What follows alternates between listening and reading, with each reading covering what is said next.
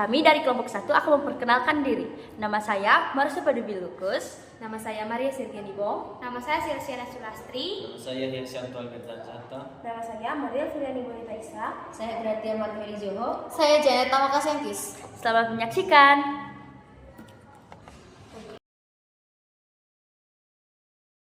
Oke baik teman-teman, pertama-tama di sini saya akan menjelaskan mengenai pengertian presiden menurut Undang-Undang Dasar.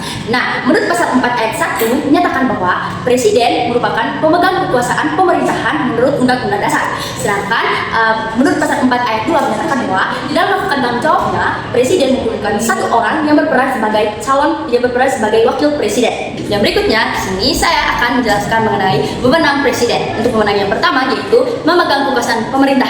Nah, menurut Undang-Undang Dasar pasal 4 ayat 1 seperti yang sudah saya katakan sebelumnya, bahwa Presiden Republik Indonesia adalah pemegang kekuasaan pemerintahan yang ada di Indonesia sendiri. Berarti itu dapat disimpulkan bahwa Presiden memiliki hak dan wewenang kekuasaan yang ada di Indonesia. Nah, Presiden sendiri berperan sebagai eksekutif guna dalam menjalankan pemerintahan sesuai dengan tujuan negara Indonesia sendiri. Nah, untuk contoh dari wewenang yang pertama yaitu ketika pada tahun 2022 di mana Presiden Jokowi meluncurkan kebijakan untuk menstabilkan kembali perekonomian pasca pandemi. Nah, seperti yang teman-teman ketahui bahwa pada tahun 2019 sampai pada tahun 2022 negara kita itu dilanda oleh COVID-19, sehingga pada akhir 2022 Presiden Jokowi memutuskan untuk mengakhiri PPKM guna untuk kembali menstabilkan kondisi perekonomian yang ada di Indonesia sendiri. Oke baik teman-teman, sekarang saya akan menjelaskan wewenang presiden yang kedua. Wewenang presiden yang kedua adalah mengajukan rancangan undang-undang kepada anggota DPR atau Dewan Perwakilan Rakyat berdasarkan pasal 5 ayat 1. Nah, dalam 3 tahun terakhir, Presiden telah melakukan wewenangnya berdasarkan pasal 5 ayat 1, yaitu mengajukan rancangan undang-undang kepada anggota DPR atau Dewan Perwakilan Rakyat. Nah, salah satu contoh praktiknya dalam 3 tahun terakhir ini adalah Presiden Jokowi mengajukan rancangan undang-undang ibu kota negara yang bertujuan untuk memindahkan ibu kota negara dari Jakarta ke Nusantara, yaitu di Kalimantan Timur. Nah, rancangan undang-undang ibu kota negara ini disahkan pada tanggal 18 Agustus tahun 2022 dan diundangkan sebagai undang-undang nomor 3 tahun 2022, yaitu tentang ibu kota negara. Di sini saya akan menjelaskan wewenang presiden yang ketiga.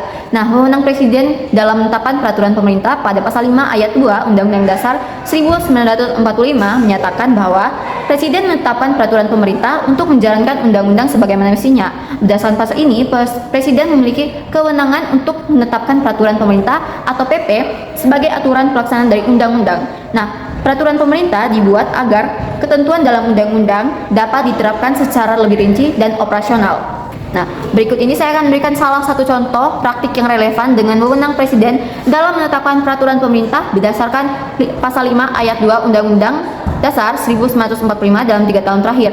Nah, yang salah satunya itu peraturan pemerintah tentang peningkatan kualitas pendidikan pada tahun 2024. Nah, pemerintah mengeluarkan peraturan pemerintah untuk meningkatkan kualitas pendidikan di Indonesia.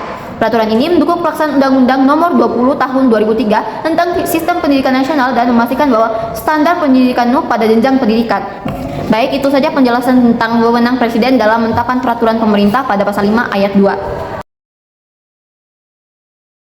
Yang keempat, Presiden memegang kekuasaan tertinggi atas angkatan darat, laut, dan udara seperti yang tercantum pada pasal 10 Undang-Undang Dasar tahun 1945. Hal ini berarti Presiden memiliki otoritas tertinggi dalam pengambilan keputusan pertahanan dan keamanan negara. Namun, walaupun Presiden memiliki kekuasaan tertinggi, tetap pelaksananya berdasarkan Undang-Undang Dasar yang berlaku. Bentuk praktik dalam 3 tahun terakhir yaitu penguatan kerjasama internasional dalam bidang pertahanan. Nah, Presiden menjalin kerjasama dengan berbagai negara untuk meningkatkan pertahanan. Nah, contoh nyatanya yaitu Presiden Jokowi menjalin pertemuan kerjasama dengan Presiden Turki dan membahas terkait dengan bidang ekonomi dan juga bidang pertahanan, termasuk rencana pembuatan pabrik drone nuklir di Indonesia. Oke, selanjutnya saya akan menjelaskan wewenang yang kelima, pasal 11 ayat 1 yang menyatakan bahwa Presiden dengan persetujuan Dewan Perwakilan Rakyat menyatakan perang, membuat perdamaian, dan juga bekerja sama dengan negara lain. Contoh 3 tahun terakhir yang terjadi di Indonesia pada pasal 11 ayat 1 tentang menyatakan perang, membuat perdamaian dan perjanjian dengan negara lain dan persetujuan DPR atau Dewan Perwakilan Rakyat. Selanjutnya saya akan menjelaskan contoh yang pertama, yaitu ratifikasi RCEP. RCEP atau Regional Comprehensive Economic Partnership. RCEP adalah perjanjian dagang multilateral terbesar di dunia yang melibatkan 15 negara, yaitu 10 negara ASEAN ditambah 5 mitra FTA, yaitu Tiongkok, Jepang, Korea Selatan, Australia, dan Selandia Baru. Jadi prosesnya yaitu pemerintah Indonesia menandatangani RCEP pada November 2020 untuk mulai berlaku di Indonesia. DPR harus menyetujuinya melalui undang-undang. Jadi persetujuan DPR menyetujui ratifikasi pada Agustus 2022. Jadi kerjasama ini ditetapkan dalam Undang-Undang Nomor 24 Tahun 2022 tentang pengesahan Regional Comprehensive Economic Partnership. Oke, setelah itu yang kedua ada perjanjian ekstradisi Indonesia dengan Singapura. Perjanjian ini mengatur prosedur dan kerjasama hukum dalam menyerahkan tersangka atau terpidana di antara kedua negara. Prosesnya itu ditandatangani pada 25 Januari 2022 karena menyangkut hubungan antar negara. Presiden memerlukan persetujuan DPR untuk meratifikasi. Jadi DPR menyetujui ratifikasi pada awal tahun 2023. Setelah itu ditetapkan dalam Undang-Undang Nomor 5 Tahun 2023 tentang pengesahan perjanjian ekstradisi antara Pemerintah Republik Indonesia dan Pemerintahan Republik Singapura. Yang ketiga itu ada Indonesia United Arab Emirates Comprehensive Economic Partnership Agreement. Perjanjian komprehensif di bidang perdagangan barang, jasa, investasi, dan kerjasama ekonomi lainnya antara Indonesia dan Uni Emirat Arab. Jadi pemerintah Indonesia menandatangani UAE atau CEPA pada 1 Juli 2022. Seperti perjanjian internasional lain, perlu persetujuan DPR untuk diratifikasi. DPR menyetujui pada awal tahun 2023. Kemudian ditetapkan dalam Undang-Undang Nomor 1 Tahun 2023 tentang pengesahan persetujuan kemitraan ekonomi komprehensif antara Indonesia dan juga Persatuan Emirat Arab atau disebut UAE CEPA. Baik teman-teman, selanjutnya saya akan jelaskan bagaimana presiden yang berikut, yaitu membuat perjanjian internasional dengan persetujuan DPR. Nah, jadi yang dimaksudkan dengan perjanjian internasional adalah perjanjian yang dibuat antara negara Indonesia dengan negara lain, di mana perjanjian ini mencakup aspek sosial, budaya, politik, pertahanan, dan keamanan negara. Nah, di sini presiden memiliki wewenang untuk membuat perjanjian internasional. Namun untuk beberapa jenis perjanjian perlu mendapat persetujuan dari DPR. Nah, di sini tidak sembarang perjanjian yang mendapat persetujuan dari DPR. Perjanjian-perjanjian yang dimaksudkan yang harus mendapat persetujuan dari DPR adalah yang pertama, perjanjian tersebut bersifat mendasar untuk rakyat dan juga berdampak luas bagi masyarakat, misalnya terkait peresmian wilayah di suatu negara. Lalu yang kedua, perjanjian tersebut itu berkaitan dengan beban keuangan negara atau nanti akan berpengaruh pada proses pembentukan atau perubahan undang-undang.